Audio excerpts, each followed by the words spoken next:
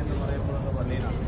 അപ്പോൾ റസൂലുള്ളാഹി സ്വല്ലല്ലാഹു അലൈഹി വസല്ലം പരിശുദ്ധ മദീനയിലേക്ക് 17 മാസത്തോളം ഇരുന്ന് നമസ്കരിച്ചത് ജെറുസലേമിലെ ബൈത്തുൽ മുഖദ്ദസിലേക്കായിരുന്നു. ആ കിബിലിക്ക് ഒരു അടയാളപ്പെടുത്തിയിട്ട് നമുക്ക് കാണാൻ സാധിക്കും. 17 മാസത്തോളം റസൂലുള്ളാഹി സ്വല്ലല്ലാഹു അലൈഹി വസല്ലം ഈ ബൈത്തുൽ മുഖദ്ദസിലേക്കായിരുന്നു തിരിഞ്ഞ് നമസ്കരിച്ചത്. അങ്ങനെ ഒരു ദിവസം ളുഹർ നമസ്കാരം റസൂലുള്ളാഹി സ്വല്ലല്ലാഹു അലൈഹി വസല്ലം തങ്ങൾ നിസ്കരിച്ചുകൊണ്ടിരിക്കുമ്പോൾ അള്ളാഹുവിന്റെ ഹബീബ് ആഗ്രഹിച്ചതായിരുന്നു പരിശുദ്ധ കഅബ ശരീഫ് ഈ ഭാഗത്തേക്ക് കിബിലയായി കിട്ടണം എന്നുള്ളത്.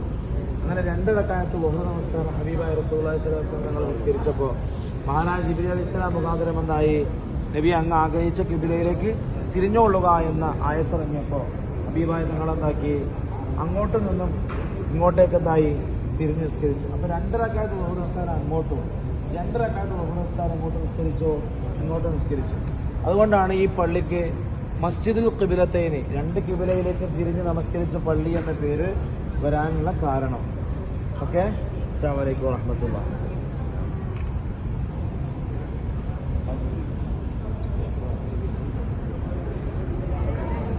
കാണുന്നില്ല, കിബിലയിലേക്ക് അടയാളപ്പെടുത്തിയിട്ടുണ്ട് ഇവിടെ.